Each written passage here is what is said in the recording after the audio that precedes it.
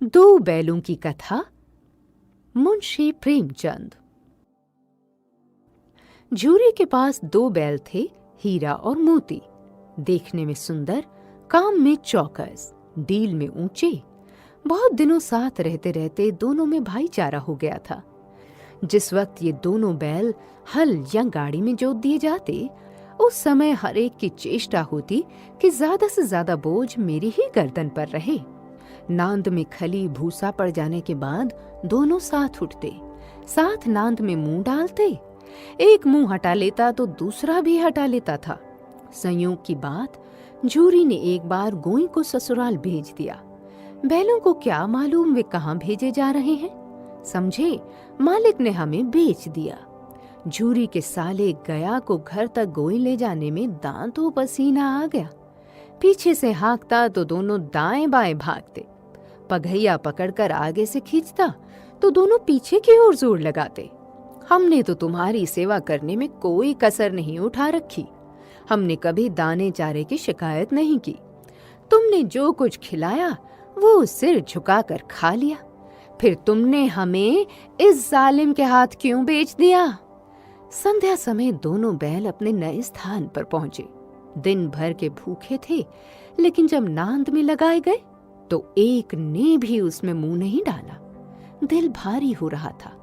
जिसे उन्होंने अपना घर समझ रखा था, वो आज उनसे छूट गया। यह नया घर, नया गांव, नए आदमी उन्हें बेगाने से लगते थे। दोनों ने अपनी मूक भाषा में सलाह की और लेट गए। जब गांव में सोता पड़ गया तो दोनों ने जोर मारकर पगहा तोड़ा डाले और घर की तरफ चले। झूरी प्रातः काल सोकर उठा तो देखा कि दोनों बैल चरनी पर खड़े हैं और दोनों की आंखों में विद्रोहमय स्नेह झलक रहा है। झूरी बैलों को देखकर स्नेह से गदगद हो गया। दौड़कर उन्हें गले लगा लिया। प्रेमालिंगन और चुंबन का वो दृश्य बड़ा ही मनोहर था। घर और गांव के लड़के जमा हो गए और तालियां बजा बजा कर उनका स्वागत करने लगे। एक बालक ने कहा, ऐसे बैल किसी के पास न होंगे। दूसरे ने समर्थन किया, इतनी दूर से दोनों अकेले चले आए। तीसरा बोला, बैल नहीं है वे, उस जन के आदमी हैं। इसका प्रतिवाद करने का किसी को साहस नहीं हुआ। झूरी की स्त्री ने बैलों को द्वार पर देखा तो जल उठी। बोली, कैसे नमक हराम बैल हैं कि एक दिन वहां काम न किया, भाग खड़े हुए। झूरी अपने बैलों पर यह आक्षेप न सुन सका। नमक हराम क्यों है? चारा दाना न दिया होगा तो क्या करते? स्त्री ने रोब के साथ कहा, बस तुम ही तो बैलों को खिलाना जानते हो, और तो सभी पानी पिला पिला कर रखते हैं। झूरी ने चिढ़ाया, चारा मिलता तो क्यों भागते? स्त्री चिढ़ गई, भागे इसलिए कि वे लोग तुम जैसे भुद्दुओं की तरह बैल को सहलाते नहीं, खिलाते हैं तो रगड़ कर जोतते भी हैं। हाँ, ये दोनों ठहरे कामचोर, भाग निकले। अब देखो कहां से खली और चोकर मिलता है। हाँ, सूखे भूसे के सिवा कुछ न दूंगी, खाए चाहे मरे। वही हुआ। मजूर की बड़ी ताकीद की गई कि बैलों को खाली सूखा भूसा दिया जाए। बैलों ने नांद में मुंह डाला तो फीका फीका, न कोई चिकनाहट न कोई रस। क्या खाएं? आशा भरी आंखों से द्वार की ओर ताकने लगे। झूरी ने मजूर से कहा, थोड़ी सी खली क्यों नहीं डाल देता बे? मालकिन मुझे मार ही डालेंगी। चुरा कर डाला। ना दादा, पीछे से तुम भी उन्हीं की सी कहोगे। दूसरे दिन झूरी का साला फिर आया और बैलों को ले चला। अब कि उसने दोनों को गाड़ी में जोता। 2-4 बार मोती ने गाड़ी को खाई में गिराना चाहा, पर हीरा ने संभाल लिया। वो ज्यादा सहनशील था। संध्या समय घर पहुंचकर उसने दोनों को मोटी रस्सियों से बांधा और कल की शरारत का मजा चखाया। फिर वही सूखा भूसा डाल दिया। दोनों बैलों का ऐसा अपमान कभी न हुआ था। आहत सम्मान की व्यथा तो थी ही, उस पर मिला सूखा भूसा। नांद की तरफ आंखें तक न उठाई। दूसरे दिन गया ने बैलों को हल में जोता, पर इन दोनों ने जैसे पांव न उठाने की कसम खा ली थी। वो मारते मारते थक गया, पर दोनों ने पांव न उठाया। एक बार जब उस निर्दयी ने हीरा की नाक पर खूब डंडे जमाए, तो मोती का गुस्सा काबू से बाहर हो गया। हल लेकर भागा। गले में बड़ी बड़ी रस्सियां न होती तो दोनों पकड़ाई में न आते। भागना व्यर्थ है, तुम्हारी तो इसने जान ही ले ली थी, अब की बड़ी मार पड़ेगी। पढ़ने दो। हाँ, बैल का जन्म लिया है तो मार से कहां तक बचेंगे। गया 2 आदमियों के साथ दौड़ा आ रहा है, दोनों के हाथों में लाठियां हैं। मोती बोला, कहो तो दिखा दूं मजा मैं भी। लाठी लेकर आ रहा है। हीरा ने समझाया, नहीं भाई, खड़े हो जाओ। मुझे मारेगा तो मैं 1-2 को गिरा दूंगा। नहीं, हमारी जाति का यह धर्म नहीं है। मोती दिल में ऐंठ कर रह गया। गया आ पहुंचा और दोनों को पकड़ कर ले चला।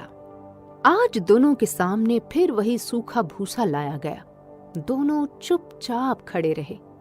घर में लोग भोजन करने लगे। उस वक्त छोटी सी लड़की 2 रोटियां लिए निकली और दोनों के मुंह में देकर चली गई। उस एक रोटी से इनकी भूख तो क्या शांत होती, पर दोनों के हृदय को मानो भोजन मिल गया। यहाँ भी किसी सज्जन का वास है। लड़की भैरों की थी। उसकी माँ मर चुकी थी।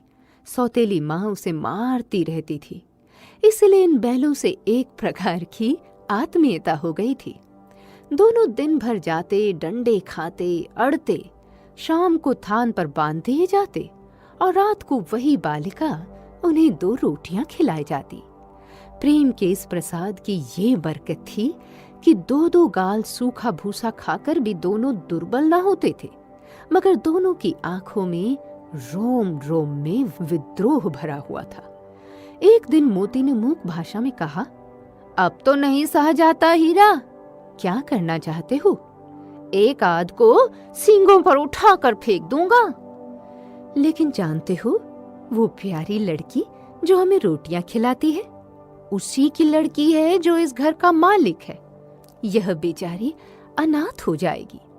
तो मालकिन को फेंक दूं? वही तो इस लड़की को मारती है। लेकिन औरत जात पर सींग चलाना मना है, ये भूल जाते हो। तुम तो किसी तरह निकलने ही नहीं देते। हाँ, बताओ, तुड़ाकर भाग चले? हाँ, यह मैं स्वीकार करता, लेकिन इतनी मोटी रस्सी टूटेगी कैसे? इसका एक उपाय है। पहले रस्सी को थोड़ा चबा लो, फिर एक झटके में जाती है। रात को जब बालिका रोटियां खिलाकर चली गई तो दोनों रस्सियां चबाने लगे, पर मोटी रस्सी मुंह में न आती थी। बेचारे बार बार जोर लगाकर रह जाते थे। सहसा घर का द्वार खुला और वह लड़की निकली। दोनों सिर झुकाकर उसका हाथ चाटने लगे। दोनों की पूंछें खड़ी हो गईं। उसने उनके माथे सहलाए और बोली, खोल देती हूँ, चुपके से भाग जाओ, नहीं तो ये लोग मार डालेंगे। आज घर में सलाह हो रही है कि इनकी नाकों में नथ डाल दी जाए। उसने गराम खोल दिया, पर दोनों चुप खड़े रहे। अब चलते क्यों नहीं? चले तो, लेकिन कल इस अनाथ पर आफत आएगी, सब इसी पर संदेह करेंगे। सहसा बालिका चिल्लाई, दोनों फूफा वाले बैल भागे जा रहे हैं। ओ दादा, दादा, दोनों बैल भागे जा रहे हैं, जल्दी दौड़ो। गया हड़बड़ाकर भीतर से निकला और बैलों को पकड़ने चला। वे दोनों भागे। गया ने पीछा किया, फिर गांव के कुछ आदमियों को भी साथ लेने के लिए लौटा।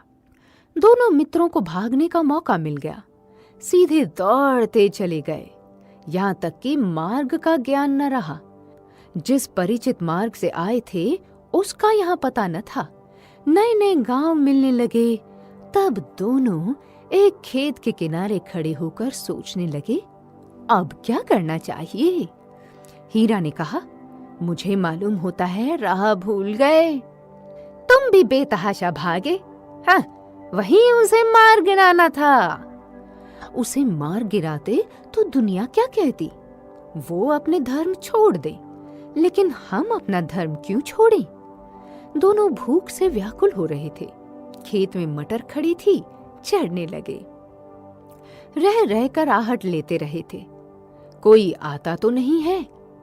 अरे यह क्या? कोई सांड डौंकता चला आ रहा है। हाँ, सांड ही है।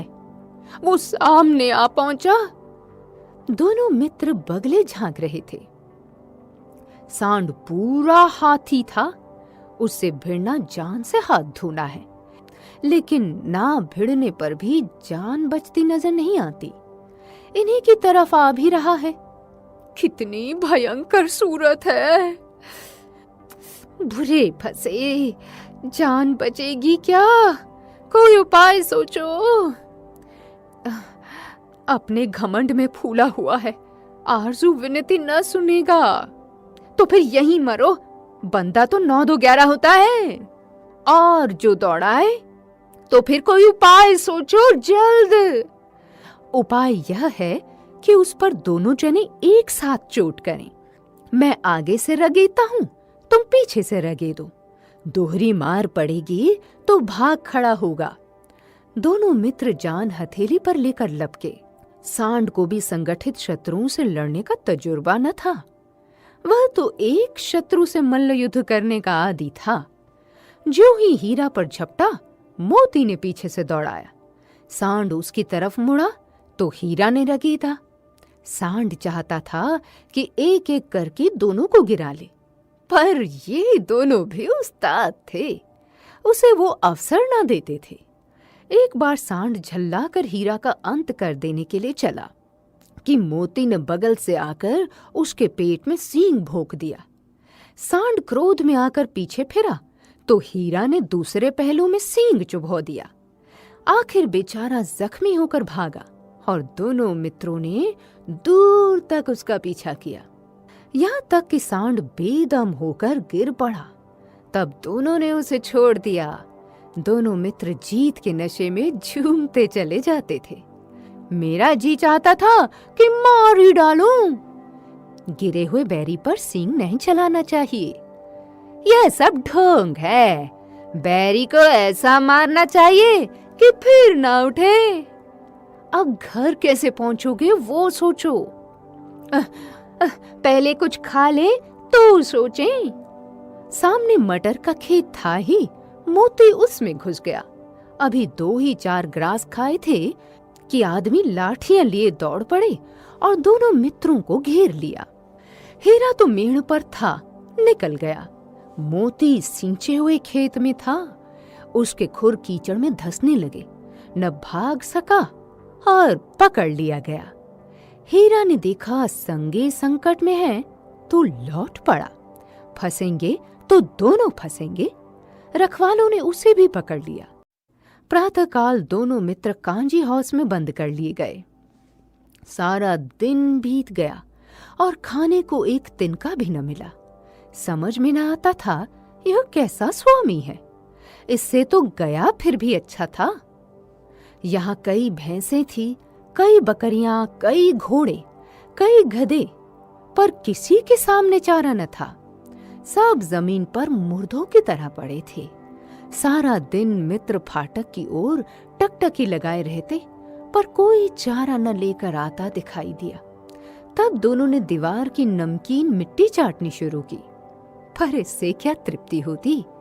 रात को भी जब कुछ भोजन न मिला तो हीरा के दिल में विद्रोह की ज्वाला दहक उठी। मोती से बोला, अब नहीं रहा जाता मोती।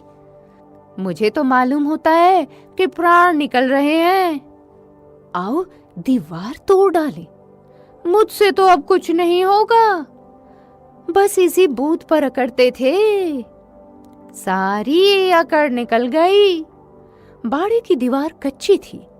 हीरा मजबूत तो था ही, अपने नुकीले सींग दीवार में गड़ा दिए और जोर मारा तो मिट्टी का एक चिप्पड़ निकल आया और हर चोट में थोड़ी थोड़ी मिट्टी गिराने लगा। उसी समय कांजी हौस का चौकीदार लालटेन लेकर जानवरों की हाजिरी लेने आ निकला। हीरा का उद्दंडपन देखकर उसे कई डंडे रसीद किए और मोटी सी रस्सी से बांध दिया। मोती ने पड़े पड़े कहा, आखिर मार खाई, क्या मिला? अपने बूते भर जोर तो मार दिया। ऐसा जोर मारना किस काम का कि और बंधन में पड़ गए? जोर तो मारता ही जाऊंगा, चाहे कितने ही बंधन पड़ते जाएं। जान से हाथ धोना पड़ेगा, कुछ परवाह नहीं, यूं भी तो मरना ही है। सोचो, दीवार खुद जाती तो कितनी जानें बच जाती। 2-4 दिन यही हाल रहा तो मर जाएंगे। हाँ, ये बात तो है। अच्छा, तो ला, फिर मैं भी जोर लगाता हूं। मोती ने भी दीवार में सींग मारा। थोड़ी सी मिट्टी गिरी। आखिर कोई 2 घंटे की जोर आजमाई के बाद दीवार ऊपर से लगभग 1 हाथ गिर गई। उसने दूनी शक्ति से दूसरा धक्का मारा तो आधी दीवार गिर पड़ी। दीवार का गिरना था कि अधमरे से पड़े हुए सभी जानवर चेत उठे। तीनों घोड़ियां सरपट भाग निकली, फिर बकरियां निकली, इसके बाद भैंस भी खसक गई, पर गधे अभी तक ज्यों के त्यों खड़े थे। तुम दोनों क्यों नहीं भाग जाते? एक गधे ने कहा। जो कहीं फिर पकड़ लिए जाए तो क्या हर्ज है, अभी तो भागने का अवसर है। हमें तो डर लगता है, हम यहीं पड़े रहेंगे। दोनों गधे अभी तक खड़े सोच रहे थे कि भागे या न भागे, और मोती अपने मित्र की रस्सी तोड़ने में लगा हुआ था। जब वो हार गया तो हीरा ने कहा, तुम जाओ, मुझे यहीं पड़ा रहने दो, शायद कहीं भेंट हो जाए। मोती ने आंखों में आंसू लाकर कहा, तुम मुझे इतना स्वार्थी समझते हो? हीरा, हम और तुम इतने दिनों एक साथ रहे हैं, आज तुम विपत्ति में पड़ गए हो तो मैं तुम्हें छोड़कर अलग हो जाऊं? बहुत मार पड़ेगी, लोग समझ जाएंगे ये तुम्हारी शरारत है। हाँ, जिस अपराध के लिए तुम्हारे गले में बंधना पड़ा, उसके लिए अगर मुझे मार पड़े तो क्या चिंता। ये कहते हुए मोती ने दोनों गधों को सींगों से मार मार कर बाड़े से बाहर निकाला और तब अपने बंधु के पास आकर सो रहा। भोर होते ही मुंशी और चौकीदार तथा अन्य कर्मचारियों में कैसी खलबली मची। हाँ, बस इतना ही काफी है कि मोती की खूब मरम्मत हुई और उसे भी मोटी रस्सी से बांध दिया गया। 1 सप्ताह तक दोनों मित्र वहां बंधे पड़े रहे। किसी ने चारे का एक तृण भी न डाला। हाँ, एक बार पानी दिखा दिया जाता था, यही उनका आधार था। दोनों इतने दुर्बल हो गए थे कि उठा तक नहीं जाता था। एक दिन बाड़े के सामने डुग्गी बजने लगी और दोपहर होते होते वहां 50-60 आदमी जमा हो गए। तब दोनों मित्र निकाले गए और लोग आकर उनकी सूरत देखते और मन फीका करके चले जाते। ऐसे मृतक बैलों का कौन खरीदार होता? सहसा एक दड़ियल आदमी, जिसकी आंखें लाल थी और मुद्रा अत्यंत कठोर, आया और दोनों मित्रों के कूल्हों में उंगली खोदकर मुंशी जी से बातें करने लगा। वो कौन है और क्या टटोल रहा है, इस विषय में उन्हें कोई संदेह न हुआ। दोनों ने एक दूसरे को भीत नेत्रों से देखा और सिर झुका लिया। हीरा ने कहा, गया के घर से नाहक भागे, अब तो जान न बचेगी। मोती ने कहा, कहते हैं भगवान सबके ऊपर दया करते हैं, उन्हें हमारे ऊपर दया क्यों नहीं आती? भगवान के लिए हमारा जीना मरना दोनों बराबर हैं। चलो, अच्छा ही है, कुछ दिन उसके पास तो रहेंगे। एक बार उस भगवान ने उस लड़की के रूप में हमें बचाया था, क्या अब ना बचाएंगे? यह आदमी छुरी चलाएगा, देख लेना। तो क्या चिंता है, मांस, खाल, सींग, हड्डी सब किसी के काम आ जाएगा। नीलाम हो जाने के बाद दोनों मित्र उस दड़ियल के साथ चले। बेचारे पांव तक ना उठा सकते थे, पर भय के मारे गिरते पड़ते भागे जाते थे, क्योंकि वह जरा भी चाल धीमी हो जाने पर डंडा जमा देता था। सहसा दोनों को ऐसा मालूम हुआ कि परिचित रहा है। हाँ, इसी रास्ते से गया उन्हें ले गया था। वही खेत, वही बाग, वही गांव मिलने लगे। प्रति क्षण उनकी चाल तेज होने लगी। सारी थकान, सारी दुर्बलता गायब हो गई। आह, ये लो, अपना ही हार आ गया। इसी कुएं पर हम पुर चलाने आया करते थे। यही कुआं है। हमारा घर नजदीक आ गया है। भगवान की दया है। मैं तो अब घर भागता हूं। ये जाने देगा, इसे मैं मार गिराता हूं। नहीं नहीं, दौड़कर थान पर चलो, वहां से आगे हम ना जाएंगे। दोनों उन्मत्त होकर बछड़ों की भांति कुलेलें करते हुए घर की ओर दौड़े। वह हमारा थान है। दोनों दौड़कर अपने थान पर आए और खड़े हो गए। दड़ियल भी पीछे पीछे दौड़ा चला आता था। झूरी द्वार पर बैठा धूप खा रहा था। बैलों को देखते ही दौड़ा और उन्हें बारी बारी से गले लगाने लगा। मित्रों की आंखों से आनंद के आंसू बहने लगे। एक झूरी का हाथ चाट रहा था। दड़ियल ने जाकर बैलों की रस्सियां पकड़ ली। झूरी ने कहा, मेरे बैल हैं। तुम्हारे बैल कैसे हैं? मैं मवेशी खाने से नीलाम ले आता हूँ। मैं तो समझता हूँ चुराए लिए जाते हो। मेरे बैल हैं। मैं बेचूंगा तो बिकेंगे। किसी को मेरे बैल नीलाम करने का क्या अख्तियार है? जाकर थाने पे रपट कर दूंगा। मेरे बैल हैं। इसका सबूत ये है कि मेरे द्वार पर खड़े हैं। दड़ियल झल्लाकर बैलों को जबरदस्ती पकड़ ले जाने के लिए बढ़ा। उसी वक्त मोती ने सींग चलाया। दड़ियल पीछे हटा। मोती ने पीछा किया। दड़ियल भागा। मोती पीछे दौड़ा। गांव के बाहर निकाल जाने पर वह रुका, पर खड़ा दड़ियल का रास्ता वो देख रहा था। दड़ियल दूर खड़ा धमकियां दे रहा था, गालियां निकाल रहा था, पत्थर फेंक रहा था, और मोती विजयी शूर की भांति उसका रास्ता रोके खड़ा था। गांव के लोग ये तमाशा देखते थे और हंसते थे। जब दड़ियल हार कर चला गया तो मोती अकड़ता हुआ लौटा। हीरा ने कहा, मैं तो डर गया था कि कहीं तुम गुस्से में आकर मार ना बैठो। अब ना आएगा। आएगा तो दूर से ही खबर लूंगा। देखूं कैसे ले जाता है। जो गोली मरवा दे, मर जाऊंगा, पर उसके काम ना आऊंगा। हमारी जान को कोई जान ही नहीं समझता, इसलिए कि हम इतने सीधे हैं।